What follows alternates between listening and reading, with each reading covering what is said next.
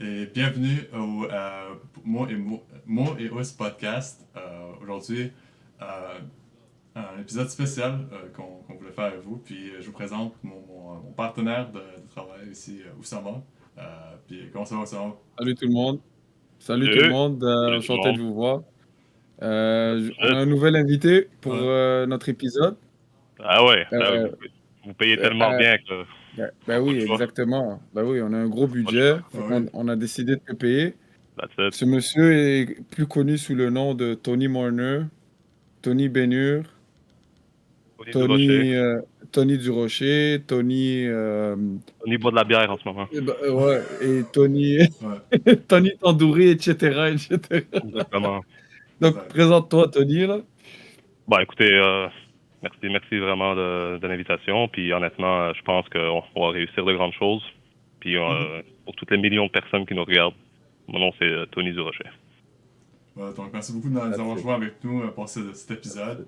it. Puis on va commencer tout de suite avec un nouveau segment qu'on a préparé cette semaine. Euh, puis la musique, on trouve que c'est quelque chose qui rallie beaucoup les émotions, comme dirait Emmanuel Kant. La musique est la langue des émotions. Ou comme dirait le fameux rappeur montréalais Roy Enoch, on t'enlève ton stress, on trouve ton adresse, rap meurtrier, mais pour l'instant, c'est juste du divertissement. Donc, c'est des mots sages qu'on voudrait vous amener cette semaine. Chaque Puis, jour, vous pensez à Atlas. exactement. Donc, Oussama, je vais commencer avec toi. C'était quoi la chanson qui immortaliserait cette semaine qu'on a vécue dans le monde du sport? Ben écoute, moi c'est une chanson de Nickelback parce que c'est un groupe canadien. Puis bon, t'as- toi aussi d'ailleurs, tu as choisi un groupe canadien Ouais. d'ailleurs. C'est important de le noter. Mhm. Mais je trouve que ça représente bien la mentalité du sport du hockey. Puis donc ça vient du groupe Nickelback, When We Stand Together. Donc les paroles de la chanson, en gros, c'est que on peut réaliser de grandes choses quand tout le monde est uni. Je trouve que le sport du hockey, c'est l'ultime sport d'équipe où chacun joue son rôle, tout le monde est uni vers une même cause qui est de gagner. Et si chacun met sa part à la tâche, ben, tu peux réaliser des grandes choses. Donc, Ah, c'est beau je ça. trouve que cette chanson-là, ça représente bien la victoire du Canada qu'on va justement, on en parlera en plus en détail là, mais là c'est le segment musique. Mais je trouve que c'était une bonne idée de chanson pour ce nouveau ce nouveau concept qu'on a pour le podcast. Parfait. Puis Tony, c'était quoi ta chanson, toi, pour cette semaine? Bon, moi j'ai été dans la simplicité. Ce sera pas aussi éloquent que Oussama, que c'était vraiment beau. Moi c'est Born in USA de Bruce Springsteen, parce que la raison pourquoi ils ont perdu, c'est parce qu'ils sont born in USA. That's it, that's all. Ouais. That's it. Ouais. On se casse pas la tête, man. Ouais. On Puis se moi, casse pas la tête pour ma avec part, ça. pour aller avec Ouais. ce vent de USA, j'ai pris la chanson Boulevard of Broken Dreams de Green Day en hommage à la chanson thème de l'équipe USA qui était Dream On de Aerosmith. Donc maintenant, c'est plus le temps de Dream Ouais. On, c'est le temps Eux, de. ils continuent à dream, eux. Ouais, Continuent exactement. à Ah, ils ont dream. vu Ouais, longtemps. exactement. On dream longtemps. Puis justement, en parlant Ah, de Canada-USA, c'est sûrement l'élément ça englobe toute notre semaine. On en a tellement parlé. C'est incroyable ce tournoi. Puis je voulais en parler spécifiquement du match Canada-USA en premier, en finale. Euh, En fait, l'ambiance, pour moi, j'ai trouvé l'ambiance incroyable à Boston. C'était malade. Comment la NHL a fait ce tournoi, c'est magique. Mais en termes de match de hockey, je voulais vos opinions là-dessus. Puis on va commencer avec Tony. Tes opinions sur le match, comment c'était? écoute, ça a été vraiment un classique nerve-wracking du début jusqu'à la fin. Honnêtement, je suis content du résultat final. Est-ce que ça aurait été la même chose si les frères Ketchuk auraient été en santé? Une chose est sûre, c'est qu'on a gagné, on a fait le nécessaire. Bien sûr que je pense que tous les scénarios hollywoodiens ont fait partie de cette game-là.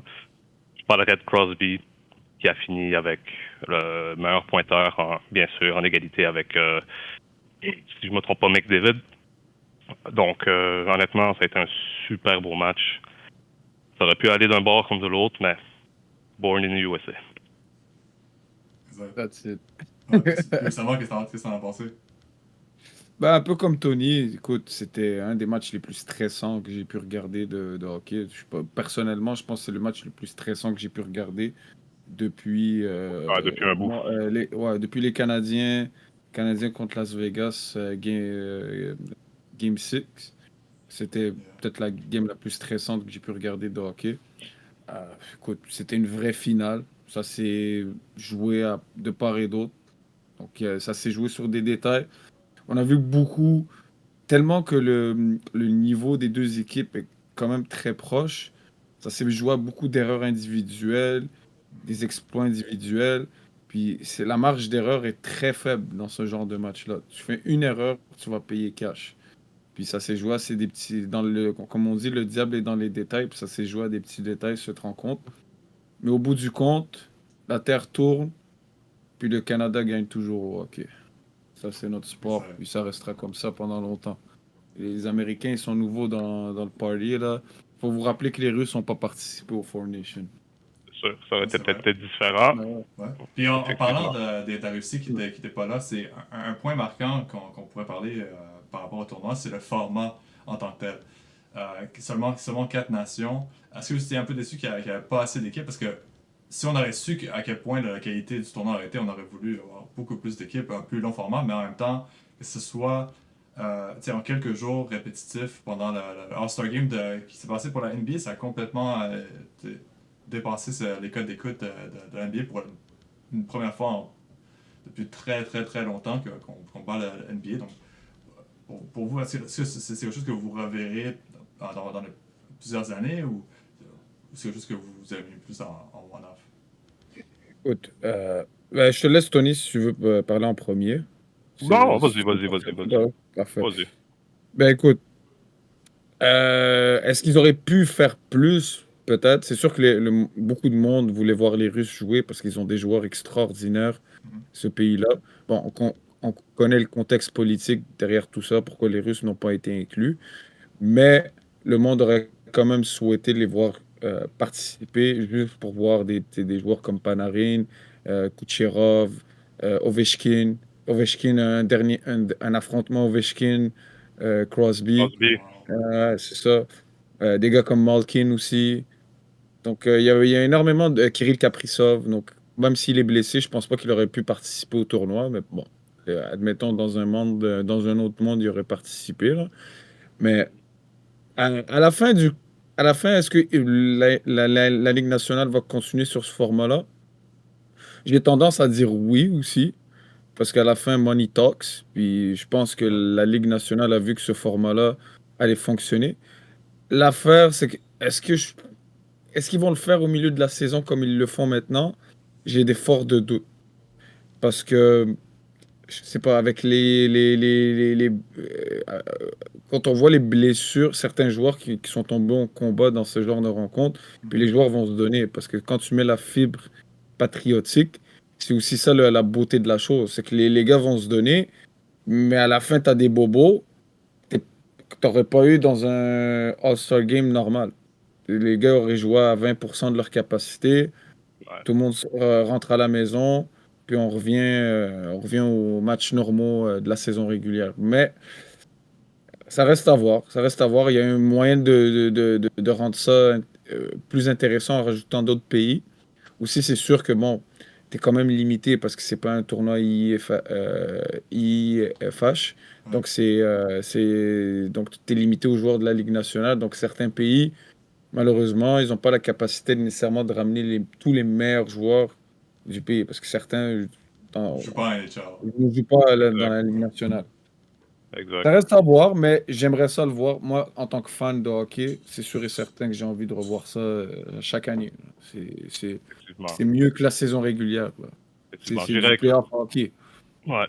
J'irai avec ton point, honnêtement, aussi, Oussama. Sérieusement, je pense que c'est quelque chose que tout le monde a apprécié voir. Je pense que aussi, avec une équipe incroyable comme les États-Unis, je pense qu'il y a tellement d'engouement maintenant, parce qu'on va se le dire, ils ont été les favoris depuis le début du tournoi. Je pense que ça a beaucoup aidé d'avoir une bonne équipe en termes de marketing avec les États-Unis. Euh, on rajouterait une Russie là-dedans qui est vraiment les premiers rivaux du Canada. Donc, sérieusement, je pense ça serait vraiment obligatoire qu'ils continuent à mettre un tournoi sous les règles de la Ligue nationale. Je pense que c'est ça qui a été beau aussi. Quand on pense à un tournoi olympique, on en a parlé, je pense, hier, moi et toi, Oussama, par rapport à ça. Je pense qu'on a vraiment vu du spectacle. Quand on pense au premier match, qui a été incroyable, je pense, j'ai jamais vu ça de ma vie. En moins de 10 secondes, 3 batailles. Puis Ah on oui, connaît t'aurais le jamais eu contexte. ça dans les On n'aurait Olympiques. jamais eu ça. Fait que je pense que ça ressort quelque chose qu'on n'a jamais vu. Mais aussi, il faut penser à la Russie, il faut penser à la République tchèque aussi. Si on inclurait plus d'équipes, plus d'engouement, on aurait fait pas mal sûr. La Ligue aurait fait plus d'argent. Fait que je pense les seuls, bien sûr, les seuls négligents là-dedans sont les GM, puis on comprend pourquoi pour les blessures et tout. Mais ça fait partie de la game, puis je vais aller du bord doucement par rapport à ça, ça c'est sûr et certain. J'aimerais ça beaucoup revoir un tournoi de la sorte. Puis il y a une citation de Piquet Subban qui m'a vraiment inspiré cette semaine. Il a dit Players care, so we care too. Je paraphrase un petit peu sa citation, mais le fait que les joueurs se sont autant donnés, puis tu l'avais dit justement, il y a des risques. Il y a plusieurs joueurs qui ont été blessés, Matthew Tkachuk, justement avec les États-Unis. They care, so we care. Puis tout le monde care, puis tout le monde va être de l'avant avec la nationalisme. Mais est-ce que selon vous, puis Trump est dans les news partout en ce moment à cause de ses propos avec le Canada. Puis you can take this, hein, Mr. President. Yeah. Well, what about the 11th province, hein? So, Exactly. So, est-ce que selon vous, si on enlève l'aspect Trump, est-ce qu'il y aurait autant d'animosité dans le match ou ça aurait été pareil, c'est Canada, USA, who cares? Ben, c'est sûr que ça a beaucoup joué là-dedans, c'est sûr. Quand tu connais le contexte politique qu'il y a eu derrière le match, puis honnêtement, même les Américains ont beaucoup joué sur ça. Ils ont vraiment, ils ont, ils l'ont, ils en ont mis du piment là dans ce tournoi-là, les Américains, on va se le dire, parce que quand tu vois la rivalité Suède-Finlande, c'était beaucoup plus friendly. Ouais. Tu sentais moins d'animosité entre les deux pays. Les Américains, ils avaient un chip in their shoulders parce qu'ils avaient leur président qui faisait des déclarations en off. Puis en même temps, ils vont pas l'admettre, mais c'est nos petits cousins dans ce sport-là. Parce qu'il y a comme Tony a dit, nos principaux rivaux, les vrais monstres, les vrais rivaux historiques du Canada au hockey, c'est les Russes. C'est pas les Américains. Ils étaient pas du tout présents dans les 70s, 80s, même 90s. Ils ont commencé à être bons vers les 90s, vers les 2000. Tu vois que le sport a commencé à se développer un peu aux États-Unis. Puis là, il est vraiment en ascension là, aux États-Unis. C'est même effrayant parce que le Canada est en train de perdre un peu au niveau de son prestige, au niveau du sport, parce que tu as de plus en plus de joueurs américains qui atteignent la Ligue nationale, puis c'est des joueurs de premier plan. Donc, c'est pour ça qu'ils se disaient, peut-être là, c'est notre moment, on va prendre la reine, du sport, puis on va conquérir le Canada, finalement, au hockey, dans le sens péjoratif du terme, c'est-à-dire on devient un 51e État, puis dans le sens propre du terme où on devient la première nation de hockey au monde, et c'est en gagnant ce tournoi-là. Et malheureusement, ils ont passé proche, ça a été proche, ils étaient à une petite affaire. Boldy était à une petite affaire.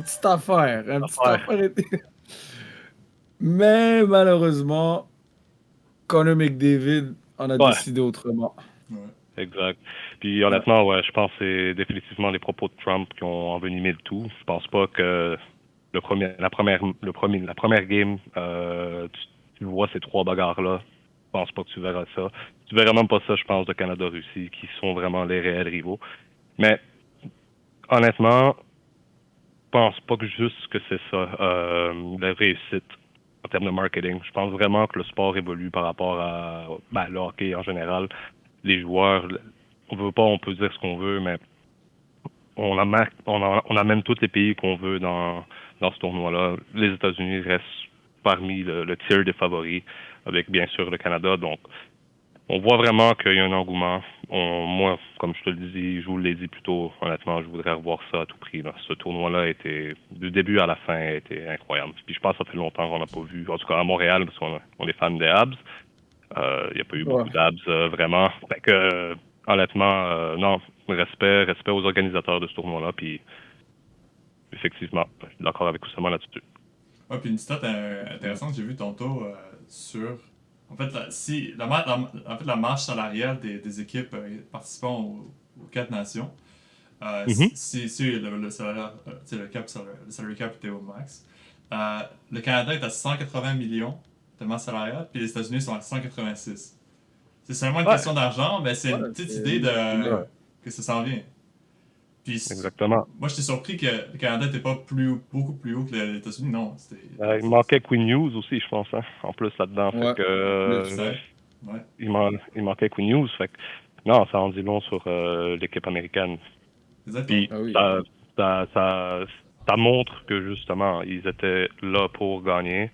Ça montre que justement, leur équipe va être, je pense, ça c'est moi qui pense ça, mais après le départ de Crosby, après le départ de beaucoup de vétérans dans l'équipe du Canada, est-ce que le Canada va répéter ça? Oui, je le pense. Mais ça va être beaucoup plus tough. Ça va être un long processus, puis il va falloir que les jeunes joueurs qui arrivent deviennent des joueurs de premier plan, comme des Connor Bedard, des Celebrini qu'on a maintenant. Il va falloir qu'ils montent leur étendue de leur talent, comme leurs prédécesseurs l'ont fait, comme Crosby, entre autres. Mais aussi maintenant, on voit McKinnon puis McDavid, c'est eux qui prennent les rênes de cette équipe-là. Eux, éventuellement, vont devoir prendre les rênes de cette équipe-là aussi de leur côté. Donc, on verra. Seul l'avenir nous le dira. Peut-être les Exact. États-Unis vont continuer à être la ferme de la NHL, puis ça va devenir une superpuissance.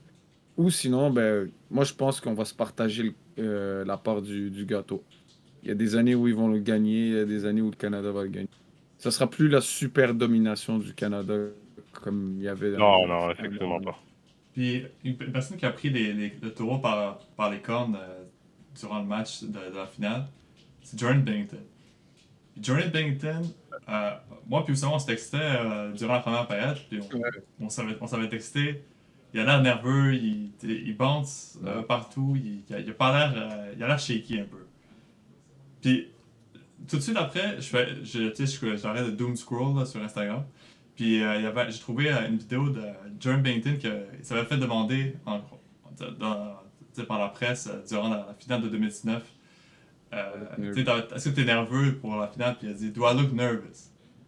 Puis Ouais. il a un peu répondu à ce on pensait qui est arrivé. Puis en prolongation, il a fait deux des arrêts les plus importants de l'histoire du Canada.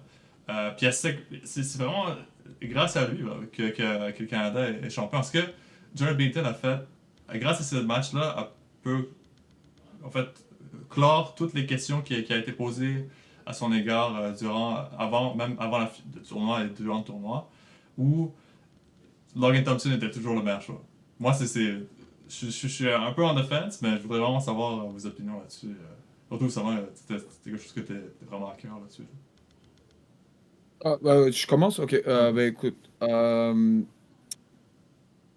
je suis partagé. C'est certes, à la fin, ils ont gagné avec Bennington. Donc, tu peux pas critiquer aujourd'hui un gars comme John Bennington. Il a montré qu'il était capable non seulement d'être un gardien partant dans une équipe qui gagne une Coupe Stanley, mais il a montré qu'il était capable d'être en plus un gardien qui peut te garder dans un match aussi serré comme ce qu'on a vu avec les États-Unis et le Canada.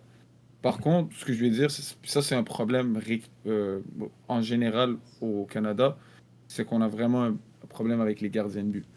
Quand on voit les époques où on avait des Patrick Roy à Nagano, on avait Martin Brodeur et Curtis Joseph en 2002. On avait, après, par la suite, en 2006, c'était encore Martin Brodeur. Martin Brodeur en 2010. Ouais. ouais, Congo. Tu sais, on avait Luongo Carey Price. On avait ces gardiens-là qui étaient au Canada. C'était des gardiens de premier plan. Aujourd'hui, malheureusement, au Canada, je vais pas dire que c'est un mauvais gardien, Jordan Bennington. C'est pas du tout un mauvais gardien. Le problème, c'est que quand tu le compares à ses prédécesseurs, il n'y a pas photo. C'est un gardien qui a été mis là par défaut, malheureusement. C'est le mieux ce que le Canada a offert. Logan Thompson, c'est pareil. Oui, j'ai défendu Logan Thompson parce que Logan Thompson, en ce moment, c'est le meilleur gardien canadien. Mais avant ça, il n'a pas montré que c'était un gardien de premier plan avant cette saison non plus. Donc, d'un côté, je suis un peu mitigé là-dessus. C'est que il n'y a pas vraiment un gardien de premier plan. Tu peux dire, OK, c'est un top 5 gardien de but de la Ligue aujourd'hui qui est canadien. Tu peux pas le dire. Puis, bon, Jordan Binnington a fait sa job, puis il nous a gardé dans la game, puis c'est même lui le MVP de la game. Ouais. C'est lui le MVP. Donc, c'est lui le meilleur joueur. Sans lui, le Canada ne gagne pas cette rencontre. Il a fait les arrêts clés au bon moment, puis c'est ce que tu t'attends d'un gardien de but. Donc, kudos to him. Mais ça reste que si on projette, si on regarde la sculpture au complet, puis le plus gros problème, c'est qu'il y a un vrai problème au niveau des gardiens. Au niveau des gardiens de but, on produit plus de gardiens de but. Puis ça va poser problème dans le futur si on règle pas ce problème-là. Effectivement. Moi, du côté de Jordan Binnington, je pense que les gagnants écrivent l'histoire. Mais à la fin de la journée, si il laisse passer un but, un savon ou quoi que ce soit, ben, c'est normal, on va tous le critiquer. Mais il a montré quelque chose. Il a montré pourquoi il était gagnant de la Coupe en 2019, la Stanley Cup. Je tiens à dire qu'il n'y avait pas la meilleure équipe devant lui dans ce temps-là. Ils avaient une bonne équipe, parce que tu peux pas gagner la Coupe Stanley si t'as pas une bonne équipe, mais c'était clairement pas les favoris. Si je me trompe pas, même cette année-là, ils sont rentrés en playoff par la porte dans l'arrière. Ouais. Ça a été une semaine, my God. Ça a été une année très difficile pour Saint-Louis. Mais c'est sûr que ils ont été avec l'expérience, je pense. Puis ils ont gagné leur gageure par rapport à ça. C'est sûr que je pense aux prédécesseurs comme Oussama l'a amené. Je pense aux anciens noms, ils étaient là et tout. Puis on revient un peu au même problème avec Team Canada. Quand il y a des vétérans qui vont partir, ça va faire mal. Puis en plus, je te dirais, t'as plus la trempe de gardien de but. Je dis pas que Logan Thompson n'est pas un bon gardien ou quoi que ce soit, mais ils ont quand même beaucoup de travail à faire par rapport au futur de Team Canada. C'est sûr que de part et d'autre, ils ont gagné. Fait qu'on pourra rien dire jusqu'à la prochaine compétition. Mais ça va faire mal quand Crosby va partir. Ça va faire mal quand plein d'autres joueurs, McDavid. McKinnon n'est plus très jeune. Ouais. Si Dans on une parle de trentaine 4 maintenant ans. ou... Les prochains ça, Olympiques, c'est peut-être les derniers. Là. effectivement. You never know. Ouais. Effectivement. Fait que kudos to them.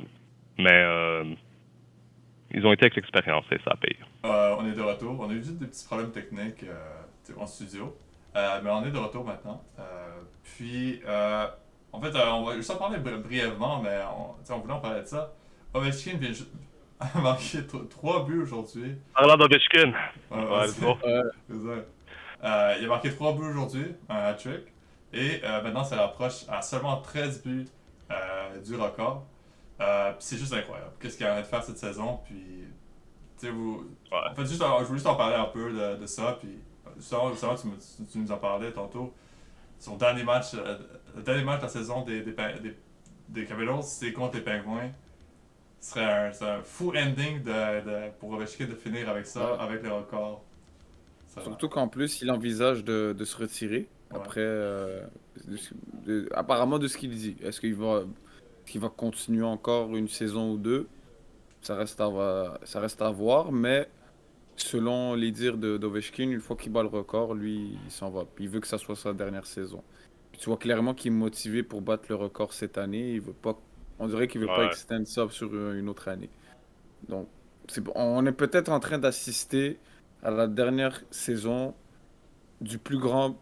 Moi, personnellement, c'est pas Gretzky, respect à Gretzky, mais le meilleur buteur de toute l'histoire du hockey. Il y a peut-être Mike Bossy que lui a les stats pour le montrer, mais sur la durée, Ovechkin a montré que c'est le meilleur, c'est le meilleur buteur de toute l'histoire du hockey. C'est ce gars-là, un lanceur incroyable. Quand il était dans son prime, c'était un joueur explosif, physique, un vrai power forward moderne qui était rapide. Euh, Incroyable ce joueur-là, incroyable. Puis c'est tout un caractère, mais Et je lui souhaite, j'espère qu'il bat le record et il va le battre, moi personnellement, s'il n'y a pas de blessure.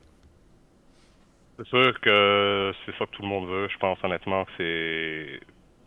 Ce serait triste parce qu'on prendrait tous un coup de vieux, un petit peu toi moins Mohamed, mais on Ouais. prendrait tous un coup de vieux quand il partira. Mais je pense qu'il va le battre cette année. Ce serait beau aussi qu'il gagne la Coupe cette année parce que si on regarde l'équipe de Washington, Mhm. ça va très bien cette saison. Donc pourquoi pas. C'est sûr qu'il focus sur son record avec Gretzky, mais c'est sûr que je pense à la même ligne de pensée qu'Oussama que si jamais il bat le record, ben, ça va être sa dernière saison. Puis, de toute façon, qu'est-ce qu'il y aura à gagner encore? Je veux dire, il y a une Coupe Stanley, il y a le record que personne ne s'attendait détrôner Gretzky, honnêtement, dans un record comme ça. C'est juste incroyable. Gretzky, c'est sûr que c'est notre idole canadienne, mais je pense que j'ai un faible pour Ovechkin, puis j'espère qu'il le batte, honnêtement. Puis on peut tous s'attendre que Sidney Crosby fait partie du top 5 des meilleurs joueurs de tous les temps. Là. Ça, il n'y a, Ah, pas de plus de question. Crosby, Premier, pour moi, premier. premier exact. Ouais. Moi, Crosby, c'est mon joueur préféré. Pour moi, c'est le meilleur joueur de tous les temps. Il est meilleur que Ovechkin. Mais respect, à tous mes respects envers des Mario Lemieux, des Gretzky Ouais. et même un Ovechkin. Mais pour moi, personnellement, puis je pense pour Tony aussi, c'est le meilleur joueur. Ouais. On a grandi avec Crosby, puis tu vois le respect que ce gars-là a de ses confrères, non seulement de ses confrères, mais de ses compatriotes. Dans l'équipe Canada, tu as quand même des gars comme McDavid ou McKinnon qui voient ce gars-là comme une icône.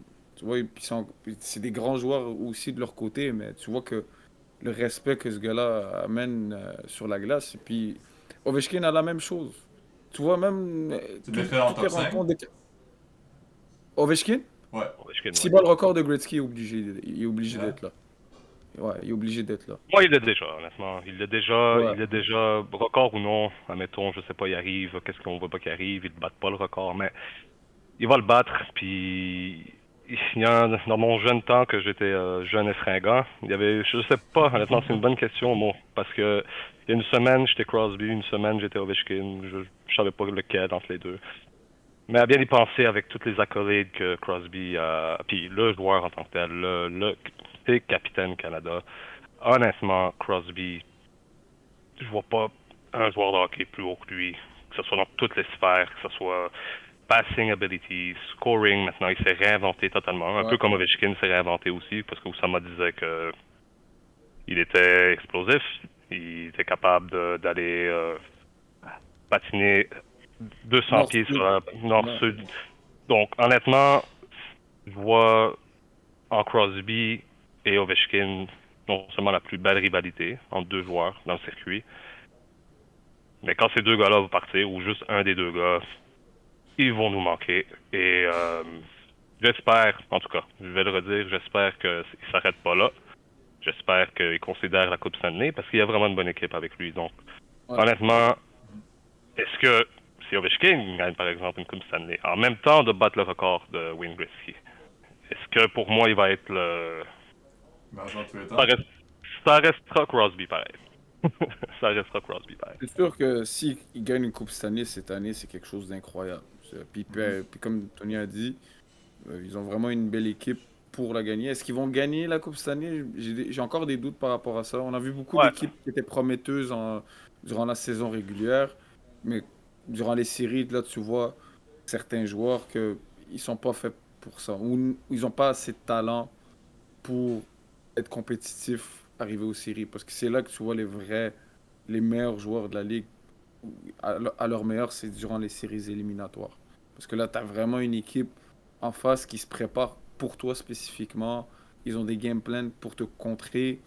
Puis tu as des match-ups de fou. Là, la patinoire est un peu plus serrée. Ça joue plus physique. Les arbitres sifflent moins. Donc, on verra. Si Mais t'enlèves, si t'enlèves, sorry de t'interrompre, si t'enlèves une équipe russe dans Four Nations, qui est un peuple fier et qui vit de hockey aussi bien que le Canada, c'est sûr que ça a fait quelque chose à tous les joueurs russes dans le circuit. C'est sûr que, OK, on n'a pas été là-bas, guys. Ben, you know what? C'est pas mal sûr que ça a traversé l'esprit d'Ovechkin après le record, parce que même Ovechkin, je pense qu'il sait qu'il va le battre, le record. Ah oui. Mais après ça, Hier. il reste un run. Donc, peut-être 2 runs, tout dépendamment, s'il décide de rester. Mais ça serait une belle histoire. Une très belle histoire, en tout cas. En parlant d'une équipe qui. Ouais, en parlant Non, d'une non, vas-y, équipe vas-y. qui aspire justement à faire les séries, puis tu sais, les finales c'est un peu loin pour eux autres en ce moment. Pour notre équipe C'est sûr. dans tout le coin de C'est sûr. pays, les Canadiens de Montréal. Très loin. Les Canadiens de Montréal, On est très loin. ouais, ils reprennent leur saison suite à la fin du tournoi des 4 nations. Puis, en fait, faire une petite rétrospective sur l'équipe qui maintenant est dans un point tournant. Selon vous, quel joueur a vraiment besoin de wake-up pour faire la saison, de se réveiller, de produire des points? Justement, il y en a un hier qui a entamé ce mouvement. Et quel joueur vous êtes le plus satisfait que vraiment il a fait sa job au complet, comme vous aviez souhaité, ou même dépasser vos attentes cette saison là-dessus? On pourrait commencer avec Tony justement là-dessus. Ouais, j'allais dire, désolé, ça a coupé un peu. Donc, c'est quoi la question exactement? Ouais, donc quel joueur du Canadien, selon toi, a besoin de se réveiller, a besoin d'en faire plus, et quel joueur tu es le plus satisfait cette saison? Bon, honnêtement, je pense que je vais impressionner personne. C'est plus satisfaisant, c'est Nanson. Honnêtement, je pense que c'est. Il m'a redonné le goût de regarder le hockey avec le Canadien. J'écoute le hockey tous les jours, mais j'avais perdu prise un peu avant cette saison avec le Canadien. Je suis toujours un die-hard fan des Canadiens, mais cette année, je sais pas, il me donne envie de checker toutes les games, il me donne envie. C'est un joueur, honnêtement, on peut le comparer à Queen News, on peut le comparer à qui qu'on veut, mais honnêtement, et j'ai hâte à Demidov, comme on a tous hâte à Demidov, mais voir ce gars-là ne pas gagner, s'il continue à ce pace-là, ne pas gagner la meilleure recrue, pour moi, c'est un vol. C'est un vol, puis c'est un défenseur de concession, honnêtement. Où est-ce qu'on a été chercher? On parle de vol. C'est un vol, ça aussi. Fait que, Ah ouais. encore là, une très, très bonne histoire pour le kid. Honnêtement, j'ai rien à dire. Je vois pas quelqu'un d'autre, à moins qu'Oussama ou toi-même, Mohamed, ou vous avez quelqu'un d'autre que connaît Nanson, mais ça va être top pour moi. Pour le joueur le plus décevant, je dirais toute l'équipe. Non, mais pour de vrai, je dirais honnêtement, le plus décevant, c'est Slakowski, pour moi. Je dirais que Slakowski, parce que on sait qu'il peut en donner plus, on sait qu'il peut faire, et tout le monde le voit, c'est un premier choix, tout le monde le voit comme un joueur qui va amener le Canadien au plus haut sommet. Il y a le size, il y a tout ce qu'il faut, mais j'aime pas de la manière qu'il joue, honnêtement. C'est soft, je trouve, un peu, pour un gars de son size, puis j'aimerais qu'il en fasse un peu plus. Mais je jette pas l'éponge sur lui. I guess que ça va être une année de... Il est jeune, fait que c'est sûr que je suis déçu, mais il y a de l'espoir. Effectivement. Un peu savoir, qu'est-ce que t'en penses? Écoute, je vais. Pour vrai, je suis 100% d'accord avec les choix de Tony. Ça aurait été mes choix. Dans les joueurs le plus décevant, il n'y a pas autre. Il y a peut-être Kirby Dak que je vais mentionner comme mention honorable. C'est un gars que je m'attendais peut-être un peu trop de lui, personnellement, parce que pour ce qu'on a payé pour l'avoir, puis on le voyait comme un deuxième centre, puis là, Ouais, on dirait que effectivement. on dirait que ça va être un Drouin 2.0. C'est Ah, le ouais, genre de joueur qui va jamais vraiment s'établir dans l'équipe, jouer de façon régulière. Il va avoir des sparks, des quelques moments où il va produire ici et là. Mais on nous l'a vendu comme un potentiel deuxième, premier centre dans l'équipe quand il est arrivé. Puis c'est pas du tout ça qu'on voit. C'est pas quelqu'un qui joue sur une base régulière. Fait que lui, c'est une déception. Mais vraiment, le gars qui me déçoit le plus, c'est vraiment Slakowski. Slakowski, Ouais. c'est un flanc mou. Je vais dire les termes, là, c'est un flanc mou. C'est un gars que, normalement, à ton 16, tu devrais pas te faire tasser comme il le fait. Un gars comme Caulfield, qui est beaucoup plus petit que toi, se fait pas tasser autant que toi. Fait que pose-toi des questions. J'ai vu une déclaration de lui les derniers jours où il a vu Brady Ketchuk jouer durant le Four Nation, puis il veut modeler son style de jeu par rapport à par rapport à Brady Ketchuk. Écoute, Ça va être tough. j'ai deux questions. J'ai deux choses à dire sur ça. Ça t'a pris 3 ans pour voir ça t'a pris 3 ans pour réaliser ça avec le size que t'as. Ça, c'est la première chose. Ça t'a pris 3 ans pour réaliser qu'un gars de ton size, tu devrais modeler ton jeu sur des gars comme Brady Ketchuk. Puis deuxièmement, t'es pas nécessairement obligé de jouer comme un Brady Ketchuk. Si tu l'as pas en toi, si t'as pas joué comme ça toute ta carrière, t'es pas obligé de jouer comme un Brady Ketchuk. Ouais. Un gars comme Rantanen est aussi gros que lui. En termes de size, ils sont les deux aussi imposants. Rantanen, il joue pas du tout comme Brady Ketchuk. Mais ça reste quand même un joueur établi de la Ligue nationale qui est capable de marquer des buts, faire des jeux. Et non plus, c'est pas un gars que je vois se faire ramasser, finir sur le cul à tous les matchs. C'est un gars que tu peux difficilement bouger. Parce que c'est quelqu'un qui sait utiliser son physique pour protéger la rondelle et faire des jeux. Un peu comme à un petit niveau, justement, tu as un joueur comme ça dans l'équipe avec les Canadiens. C'est un Joël Armia. Pourrait être un Ouais. genre de Joël Armia Ouais. ou tu pourrais devenir un joueur two-way, mais avec un peu plus de talent. Certes, je pense qu'il a il a plus de talent qu'un Joël Armia. Tu le vois il a des séquences où tu vois qu'il montre son talent. Il a un bon lancer, il a un bon size, il est capable de patiner. C'est juste, on dirait que mentalement, il est pas là. Ouais. Il est pas présent. Il a pas encore compris le concept d'être un joueur de la Ligue nationale. Ça joue fast-paced, c'est une petite patinoire, puis tu dois jouer physique, puis tu dois t'imposer. Puis malheureusement, il m'a beaucoup déçu parce qu'on avait beaucoup d'attentes sur lui quand on avait vu la fin de saison dernière, comment il avait joué. Mhm. Il jouait incroyablement bien. Puis cette année, je sais pas qu'est-ce qui s'est passé. Peut-être il s'est trop pris au sérieux. Il s'est dit, OK, c'est facile finalement jouer en Ligue nationale. Faut pas t'asseoir sur tes lauriers. T'as juste fait 50 points, là. T'es pas encore rendu un joueur de concession. Non. Puis, toujours encore au jour d'aujourd'hui, moi, je vois une régression dans son jeu. Je vois pas une amélioration. Est-ce que le but qu'il a marqué hier, ça va peut-être entamer une ascendance, puis peut-être il va bien finir le reste de la saison comme l'an dernier? Who knows? Peut-être, Ben, il peut-être que est ça va être temps. le cas. Et je l'espère. Parce que, comme tu as dit, Tony, il est vraiment temps là, qu'il commence à wake up. Parce que là, surtout dans un marché comme Montréal, la patience a des limites. Les gens vont commencer à beaucoup s'impatienter, surtout quand tu as des Lane Hudson que leur première saison recrue, tu vois que c'est pas du tout. Il n'y a pas eu besoin de temps d'adaptation, là. Tout de suite est arrivé puis est devenu un défenseur de premier plan.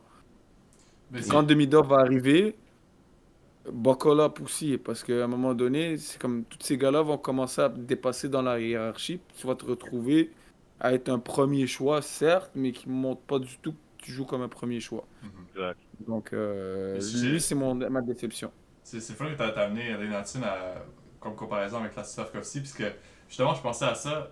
Il y avait une activité là, que la Ligue nationale avait faite avec Lane Hudson, puis il avait demandé si tu devais être quelque chose d'autre comme une profession autre que joueur de hockey, tu ferais quoi? Puis il n'y avait pas de réponse. Parce que lui, il a dit, je veux toujours être un joueur de hockey, c'est la seule chose que je regarde juste ça, je m'en fous du reste. Puis pour Arrête un peu ça. Slavkovski, ouais, puis tu vois la motivation est là, parce que pour lui, la vie, c'est le hockey.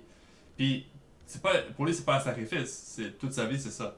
Mais pour Slavkovski, par exemple, il était sur le premier trio, ça marche pas avec lui, avec Caulfield puis Suzuki. Puis il fallait que Martin Saint-Louis le mette sur le quatrième trio, le mette hors de la formation, le bench pour plusieurs périodes pour qu'il wake up. Mais pour moi, dans la tête, je me dis, la motivation de ne pas venir avant par toi-même, que tu te fais payer C'est des ça. millions, que tu joues la game que tu voulais toujours faire depuis que tu es jeune. It's not enough to give effort, parce que pour moi, c'est pas une question de talent, c'est une question d'effort. Tu as tous les talents au monde, mais les efforts sont pas là. Tu prends pour acquis, comme tu l'as dit, c'est un peu. Tu deviens confortable dans la ligue. Et la pire chose que tu peux faire dans le sport professionnel, c'est être confortable. Parce que Dans sa tête, c'est chaque pas jour, encore c'est un joueur de différent. Ligue nationale. Dans sa tête, non, mais il y a le physique. Puis c'est comme vous l'avez dit, il y a tous les Il a le atouts, mais... physique, il a le talent pour l'être, mais il Ouais. est pas encore. La mentalité n'est pas là. Mhm. Je C'est pense un que le peu monde comme qui va, Piqué. je pense que le monde qui va regarder le podcast vont comprendre qu'on n'a pas un jersey de Swarovski chez nous, en tout cas. Non, non, Non. du tout. Je pense que je vais avoir un de Lane Hudson, puis de même Motambo avant lui, pour te dire. Ouais. Ah, bon, Non, t'as mais beau Lane être. Hudson, ouais, non, Lane Hudson, pour moi, c'est la plus grosse satisfaction de la saison. J'aurais pu Mhm. dire Suzuki et Caulfield, mais pour moi, c'est des joueurs établis. Ils nous montrent pas quelque chose de nouveau de ce qu'on sait qu'ils sont capables de faire. Ouais. C'est nos meilleurs joueurs. Il n'y Ouais. a rien à dire sur eux. Du moment qu'ils sont en santé, ces gars-là vont performer tout le temps. J'ai rien à dire sur eux. Mais Lane Hudson, mais quelle surprise. Quelle surprise cette année. Personne s'y attendait. Honnêtement, Non. il a dépassé toutes les attentes. Parce que même moi qui étais un grand believer en lui, je m'attendais pas à ce qu'il soit Non. à ce point-là prêt pour la Ligue nationale. Et il va faire des erreurs, il va avoir des points, des matchs où il va avoir des phases difficiles, mais tu vois, comme tu as dit, la mentalité, c'est un gars qui veut jouer au hockey, son rêve c'est de jouer au hockey, c'est d'être un joueur professionnel. That's it, c'est tout ce qu'il veut faire. Il y a rien d'autre qui l'intéresse. Et ça, c'est la mentalité d'un gars qui strive à devenir un très grand joueur. Donc, tant mieux pour lui. Moi, c'est Tant mieux. mon Ouais. satisfaction. Ouais, puis je voulais aussi parler, justement, j'avais écrit la question le vendredi, ce vendredi, sans connaître le résultat du match d'hier entre les Canadiens et les Sénateurs. Puis la question se pose tout de même encore. Est-ce que le Canadien peut se comparer aux Sénateurs en termes, tu sais, one-to-one? Est-ce qu'on est équivaut? Est-ce que vous pensez que le Canadien est déjà une meilleure équipe ou que les Sénateurs sont déjà une meilleure équipe? Pour moi, personnellement, je trouve que les Sénateurs ont peut-être une coche au-dessus. Puis on peut le remarquer dans le standing. Puis même avec leur défaite contre le Canadien, je trouve toujours que c'est une meilleure équipe. Mais est-ce que selon vous, on est proche de ce niveau ou tu sais, les Sénateurs vont pouvoir aspirer à tu sais, au playoff avant que les Canadiens puissent le faire cette saison? Vas-y, Tony. Ben, je pense, honnêtement, si on parle talent pour talent, je pense que je donne un edge aux sénateurs. Mais aussi, je dirais qu'on n'est pas trop loin des sénateurs. Je pense que c'est une équipe qui a été qui a repêché, qu'ils étaient en mode reconstruction bien avant nous. Et que ce qu'ils font présentement, c'est impressionnant. Je trouve pas. Je trouve pas. Fait que je pense pas qu'on est à des années-lumière de sénateurs. Je pense que justement, ça va, avec l'ajout de Demidov l'année prochaine, je pense que là, on va avoir notre, même si c'est pas le même type de joueur, notre Team Stutzley à nous. Donc, honnêtement, talent pour talent, j'irais quand même avec les sénateurs, mais on n'est pas trop loin. Surtout si on prend en considération qu'ils sont en mode rebuild depuis bien avant le Canadien. C'est vrai. Je suis 100% d'accord avec Tony. On peut pas comparer nécessairement la situation des deux, comme il a dit, parce que les sénateurs étaient déjà en mode rebuild, en train de reconstruire leur équipe, quand on avait encore Carey Price dans les nets, puis on jouait une finale de Coupe Stanley. So they're not like us, tu comprends? C'est comme les sénateurs, c'est des losers. C'est une équipe Ouais. qui, pour moi personnellement, leur rebuild c'est un échec. Ils n'ont pas su vraiment capitaliser sur les repêchages qu'ils ont fait.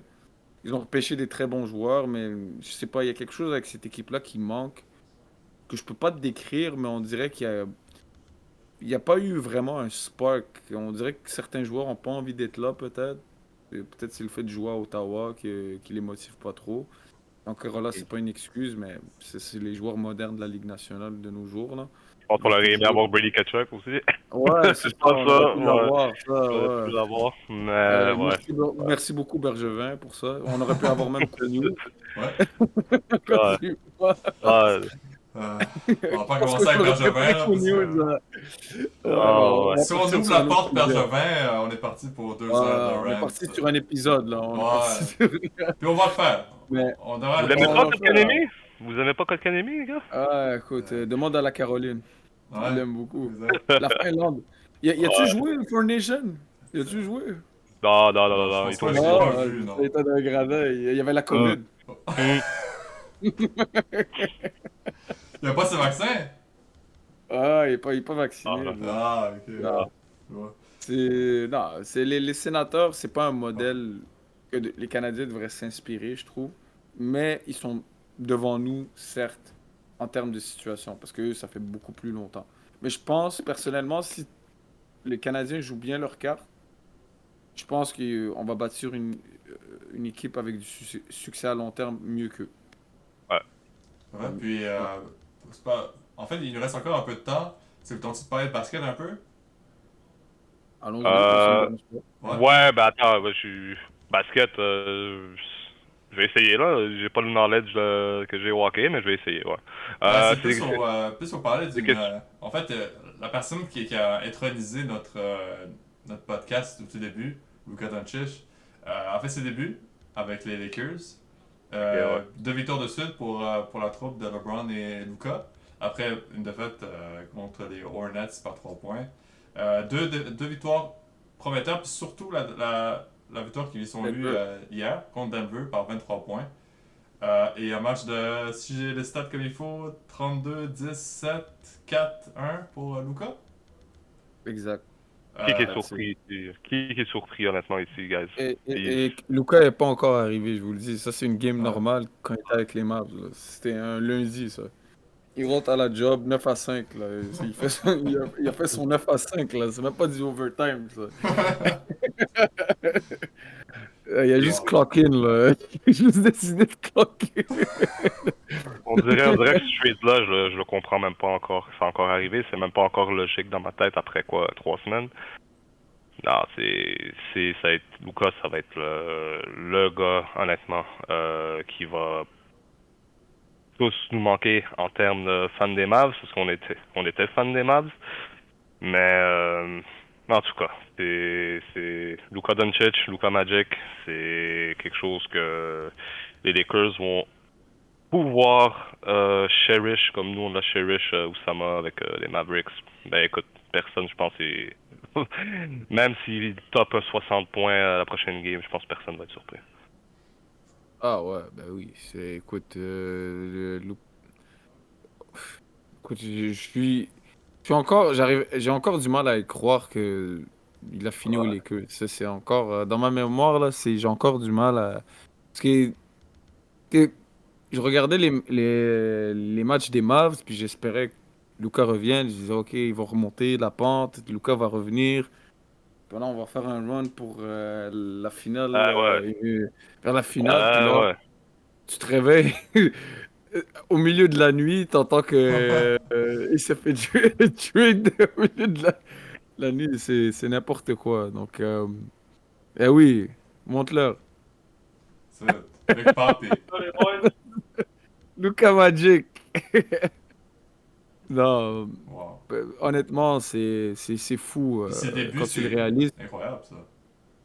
Ben, il a eu des débuts difficiles, on va se le dire, là. Il a eu des débuts difficiles avec les Lakers. Mhm. Euh, bon, c'est normal. Déjà, il revient d'une blessure très compliquée au mollet. Et ça fait depuis un mois et demi qu'il jouait pas. Tu arrives dans une nouvelle équipe. Même lui, il s'y attendait pas. Tu arrives dans un environnement, un nouvel environnement, une nouvelle équipe. Lui, il est un peu déboussolé. Bon, il a eu quelques performances en dents de scie, mais tu vois que JJ Redick lui a parlé apparemment avant le match contre Denver. Puis il lui a dit, j'ai besoin que tu aies un moment où tu sois concentré sur toi-même. Hmm. Puis il va falloir qu'on trouve un moyen de mettre le jeu autour de toi. Puis on a vu hier, Luka Ouais, Doncic, dès le début, il a imposé son tempo. ouais. Puis il a été agressif. Il a joué avec confiance, avec sourire, comme il a l'habitude de le faire. Puis les Mhm. Lakers ont défoncé les Nuggets. C'était même pas proche. Puis je pense vraiment, si ce gars-là joue à son plein potentiel avec des gars comme LeBron, euh, Reeves et Rui, puis ces gars-là jouent comme ils ont joué hier soir, ça va être une équipe très compliquée à battre. Parce que juste leur attaque, ça va être quelque chose. Défendre contre eux. Les Nuggets sont pas, c'est pas la meilleure défense de la ligue, mais même défensivement, ils ont été impressionnants. C'est la meilleure attaque de l'histoire. Quand Jokic est sur le terrain, c'est la meilleure attaque de l'histoire de la NBA. Puis ils ont contenu, je pense qu'ils les ont gardé en bas de 100 points le match d'hier. Donc c'est très 100 impressionnant. exactement. Exactement. Ben, c'est parce qu'il y a eu en plus le garbage unit. Ouais. Donc, c'est très impressionnant ce qu'ils ont fait hier. Puis, Ouais. on verra s'ils restent en santé, puis les gars jouent avec confiance. Tout peut arriver. Moi, je trouve que la fenêtre dans l'Ouest est très ouverte. Je suis pas un grand. J'y crois pas trop à OKC. Ils ont tous les attraits d'une fraude, d'une franchise de fraude. Ouais. Entre autres, des gars comme Lugensdorf, puis c'est pas un vrai joueur défensif, ce gars-là. Il y a beaucoup de. On le laisse beaucoup on le laisse faire beaucoup de fautes. Puis, Shea, c'est un free throw merchant. Personnellement, je pense que c'est quelqu'un que. C'est un très bon joueur, certes, il est capable de marquer des points, mais j'y crois pas trop à cette équipe-là. Ils sont encore jeunes, puis il leur faut un peu d'expérience d'accumuler en séries éliminatoires pour à la fin aboutir à un championnat. Comme les Celtics l'ont été. Les Celtics, ça leur a pris Ouais. beaucoup de tentatives avant d'arriver à gagner un Ouais. championnat. Puis je pense qu'OKC va passer à travers ça aussi. Ouais. Ok, les gars, on va jouer un trivia pour finir l'épisode. Je vais vous poser une question, puis chacun à tour de rôle. Je vais finir par moi, donc tu vas commencer, Mo. Euh, donc, vu que les playoffs NBA vont commencer bientôt, certes, on ne sait pas qui va nécessairement faire les séries encore. Une fois, c'est encore très jouable là, pour certaines équipes. Mais je vais vous poser une question. Selon vous, euh, on va y aller par tour de rôle. Donc, flop, les deux équipes finalistes l'équipe finaliste dans l'Est et l'Ouest. Et selon vous, qui sera champion de la NBA à la fin de la saison? Donc, vas-y, Mo. Euh, je commence avec les flops ou avec nos finalistes? Comme tu Ben, veux. je vais commencer avec le flop parce que c'est le plus obvious pour moi. C'est les Phoenix Suns. Ça se peut même qu'ils font même pas les séries, là, l'équipe de merde. Pour moi, il n'y a pas de cohésion dans cette équipe-là. Devin Booker, c'est le meilleur joueur de l'équipe, mais il peut pas montrer ses talents parce qu'il y a d'autres gars selfish Ouais, qui, c'est pas qui dit? entre autres, surtout en fait, KD, qui mange le ballon. Oui, c'est sûrement statistiquement le meilleur scorer de l'histoire de la NBA. Ok, meilleur Non, scorer. c'est pas lui. C'est LeBron James. Ouais, ok, ouais. En tout cas, pour moi, c'est ça. C'est une équipe qui a aucune cohésion, il n'y a aucune chimie. C'est juste, ok, on prend des superstars de n'importe où, on est fou dans une équipe, ça va fonctionner. KD, c'est pas un joueur qui est connu pour son chemistry. C'est juste un spot-up shooter qui fait juste ça. Donc, pour moi, il y a zéro chance que cette équipe va loin en série, même si. S'ils font les séries, first round bye. C'est gone, gone, gone, gone. Ouais. Euh, Il y a Anthony Edwards qui les attend. Il va faire un DX move, socket, là. ouais, Faire leur sock. c'est ça. Ouais. Ouais, si les Timberwolves sont meilleurs que les Phoenix Suns avec la brigade que les Suns sont capables d'amener, ok, ouais. Parle-moi encore que Kevin Durant c'est le meilleur joueur de l'histoire de la NBA, puis tout ça, ok. Right. Il est meilleur que Cobret. Ouais, puis LeBron, lui, est allé en finale de la NBA avec des benchwarmers puis des plombiers dans son équipe. Ouais. On en parlera plus tard de KD. Donc, pour moi, si je devais mettre les finalistes d'un bord ou de l'autre, je veux tellement mettre les Cavaliers. Surtout que j'ai vu la game des Cavaliers contre les Knicks récemment, je pense que c'était vendredi. Incroyable comment les Cavaliers sont tellement bons en offensive, il y a tellement de jeux qui se passent. Darius Garland qui fonce vers le rim, défonce sa tête sur le parquet, se relève, retourne à jouer au jeu. C'est ça le basketball, you know? C'est pas les gars qui restent à la ligne puis ils shootent des 3 points all day, là, comme d'autres gars là, qui ont des jambes de branche d'arbre, tu sais. C'est pas ça. C'est pas ça la NBA, c'est pas ça le basketball. Donc pour moi, je veux que les. Je vais mettre les Cavaliers. Tu sais quoi, je vais mettre les Cavaliers. C'est mon choix là-dessus, j'adore cette équipe-là. Dans l'Ouest, c'est un peu plus tough à choisir, mais tu sais quoi, je vais prendre le choix populaire, prendre les Lakers. Je prends les Lakers pour gagner là-dessus. C'est LeBron puis Doncic. J'aime ce duo, j'adore la dynamique qu'il pourrait apporter, on ne sait pas encore, mais pour moi, ce serait ça, avec les Lakers qui gagnent en 6. Voilà. Ouais, bah, Des c'est bons des points. bons C'est des choix bons pour points, vrai. ouais, des Ouais, bons points. c'est des bons points. T'as ramené des points valides, to be fair. Fait que, je te laisse la parole, Tony. Moi, j'irais avec la même équipe que moi en termes de finalistes. Je pense que j'irais avec Luka, qui a traîné. Qu'est-ce qu'il a fait? C'est exceptionnel l'an dernier. Il les a amenés à lui tout seul en finale. Donc, oui, il y a eu des bonnes performances de PJ, il y a eu des bons flashs de Kyrie Irving. Mais bien sûr, ça a été.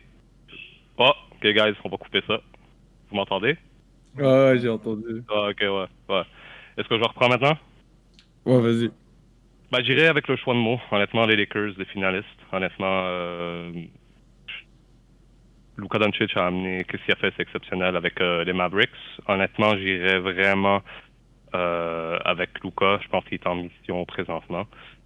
L'équipe que je veux pas, absolument pas, c'est OKC. Je pense que ça commence de leur superstar à leur coach tout le monde a une face à fesser dedans là-dedans. Honnêtement, je serais pas capable de voir cette équipe-là gagner. Je Amen. pense que ça va être Amen. Je pense que ça va être des éternels chokers. Puis honnêtement, je suis d'accord avec ce que tu as dit plus tôt avec Lugansdor, Oussama. Honnêtement, non. Pas capable. Je le déteste. Il y a rien d'analytique que je veux sortir d'OKC. Mathurin, c'est le meilleur joueur de Montréal. Pas Ouais, C'est Lucas. ça, Bon. c'est très vrai ça. c'est ça. Undrafted. Ouais. Il est undrafted, ce gars-là. Mhm. Exactement. Ouais, Fait Mathurin, c'est un que dog. fuck OKC. Fuck, ok, si. Moi, je suis d'accord. 100%. 100%. Les flops. Flop. Attends, Biggest flop. Ous, Oussama, t'as tourné ton pick pour l'Est, c'est qui toi? Oui, c'est vrai. Dans l'Est. Ouais, C'est dans qui? l'Est. Dans l'Est. Dans l'Est. Direct Boston. Ouais. Bon choix. Direct Boston. Ouais. Même J'aime si pas le dire, Ouais. j'aime pas le dire, mais direct Boston. Ouais. Ils ont gardé la même équipe que Et l'an dernier. la même équipe, Même chose. ça a été une totale domination. Ça avait l'air facile. Toute leur run de playoff avait l'air facile. Je pense une équipe. Ça a été une équipe légendaire. Ouais. Dommage que c'est Boston. On va leur redonner parce qu'on a gagné le Four Nation, so fuck eux. Ouais. Mais ça va être Boston. Ouais, le basket, ça, on vous le donne. C'est Ouais. correct. Wow! Oh, ok, c'est à nous. Ouais. Our sport. Ouais, moi, je suis 100% d'accord avec les choix de Tony. OKC, c'est une équipe de mange-merde. Bonhomme Pillsbury qui s'appelle J-Dub, J. Williams. Il a une face à pâte à modeler, ce gars-là. On dirait, tu vois, quand tu fais des biscuits, Bonhomme Pillsbury, c'est sa gueule à lui. Il est tellement laid, ce gars-là. T'as envie de le fesser dessus quand tu le vois jouer, ce gars. Ah, il est-tu laid, ce gars-là, mon gars, bro? Ah, Luguentz-Dor, bro, va je jouer. pensais que j'étais harsh, mais. Ah Oh! non, non, Luguentz-Dor, bro, va jouer au football, bro. Tu t'es trompé de sport, patinet. Le meilleur joueur de Montréal, c'est Ben Mathurin. Yep. Euh, je sais, bro, à part les free throws, bro, il sait faire quoi, ce gars-là? C'est un con en défense. Il sait shoot un peu de mid-range, il est bon, c'est un bon joueur. Il est capable. Je sais, je lui donne. C'est le meilleur joueur de cette équipe-là. C'est le seul gars qui est un semblant de superstar, c'est lui. Même si les refs, ils ont le sifflet facile avec lui, je lui donne, il est fort. Pas de chat? Ce gars-là, bro, c'est Slenderman, ce gars-là. Ce gars-là, bro. Bro, mange un peu, bro. Comme, what the fuck, bro. Bon, on dirait un prisonnier de la Deuxième Guerre mondiale, là, quand il est gardé affamé, là. On dirait que ce gars-là il est sorti de là, là. Il est sorti des camps, là. Comme, bro, va manger un peu. Si, man, c'est quoi? Ok, je comprends que tu veux devenir comme KD, mais bro, come on, là. Ouais, comment ces gars-là, ils font, man? Mange un peu, man. Oublie ça, cette équipe-là, je suis pas capable, mais des équipes comme ça, là, c'est n'importe quoi. C'est une joke, OKC. OKC, Ouais. ils vont flop continuellement jusqu'à qu'ils poignent un gros gars qui va les amener vers une championship. Mais avec ce core-là, c'est un core de mange-marde, là. Désolé pour le langage, là, mais c'est un core de mange-marde. Du coach à tous les joueurs, c'est de la merde. Puis les finalistes, bon, j'espère que les Mavs gagnent, mais avec AD, je pense pas qu'ils vont le faire.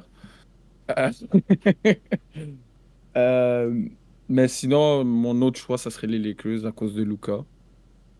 Je pense ils vont faire la finale. Faut pas manquer de respect aux Nuggets. Je pense que les Non, Nuggets, ça, ils c'est ont sûr. leur mot à dire eux aussi. Mhm. Ouais, c'est sûr. C'est un match, mais ça va être une série de 7. Ça va être compliqué. Les autres équipes, je les vois pas trop dans l'Ouest, par Non, ça. non plus.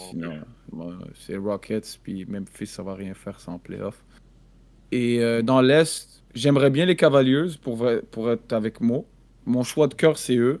Parce que j'aime beaucoup les joueurs de cette équipe-là comme toi, mais je pense les Celtics. Les Celtics, c'est leur Ouais, moment. dynastie. Et les 2, 3 années à venir, ça va être compliqué, mais après ça, on va être tranquille, là. On n'aura pas à avoir un cringe fest de Jason Tatum.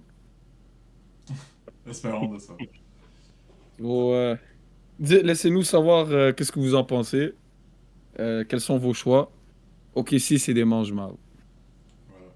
Ouais, puis, seulement, juste pour conclure, si t'es capable de rendre ma semaine un peu plus positive, parce que même le Canada a gagné, it's all good, mais en même temps, Arsenal vient de perdre encore contre Aston Villa. On est à 11 points du titre, donc vous pouvez contre Liverpool, donc bon, c'est fini. C'est beau, merci. Une belle saison, les boys. Puis Arrête de supporter Arsenal, là. C'est bon, là. puis à Wemby, Wemby, j'ai rien compris de ce qui est arrivé en plein milieu. On vient d'avoir Darren Fox. Selon toi, y a-t-il Quelle une chance que les Spurs saison. répondent ou on peut clore la saison puis on peut aller Non, je pense que d'écouter? c'est fini. Fini? C'est mieux que Ok. pour vrai, si Quelle je suis les saison. Spurs, je, je shut down tous les joueurs. Je garde les jeunes joueurs pour qu'ils accumulent de l'expérience. Ouais. Puis je m'en vais, j'espère obtenir Cooper Flag au repêchage. C'est bon. Donc, Ouais. merci pour cette dose de positivité que je peux ressentir pour la reste de la saison. C'est le fun d'être un fan On de est là sport. pour toi. Tu viendras supporter Luca à la place. Ouais, ouais, je Moi, devenais Luca, fan des Lakers, hein, si vous c'est une voulez. garantie de gagner avec Ça Luca. fait mal. Ouais, dans les commentaires, dites-moi, je devrais supporter les Lakers, oui ou non, voilà. Là-dessus. Non. Donc, Le fan des Spurs, c'est pas. ouais, c'est vrai. Ok. Donc, sur ce, ben, c'est tout qu'on avait pour aujourd'hui. Donc, premièrement, merci beaucoup, Tony, d'avoir joué avec nous pour cet Merci épisode. Al- beaucoup. Always a pleasure, guys. C'était vraiment le fun. Tony Marner, Tony Marner à votre service, guys. Merci on est pour en l'invitation. dérive. Puis ça va pas être la dernière. J'en suis On avait, convaincu. Je pense que j'ai vraiment beaucoup aimé ça. Fait que la prochaine fois que vous m'inviterez, ben je répondrai présent si je le peux. on Euh, avait, on avait-tu Cos d'Amato, un on va épisode? on va l'inviter. On va l'inviter. On va Oui. inviter tout le monde. On va inviter tout le monde. Et je pense qu'il Alors, le faut. Fait que ouais. je pense qu'on va faire ça. On va faire ça. Puis non, mais sérieusement, ça a vraiment été nice de jaser justement beaucoup de hockey, de basket et tout ce qui s'ensuit. Fait que j'ai définitivement aimé ça. Fait que on va pouvoir se laisser là-dessus. Fait que salut. Ciao, ciao, Salut. guys. On vous souhaite une belle semaine. Au revoir. Semaine. Au revoir.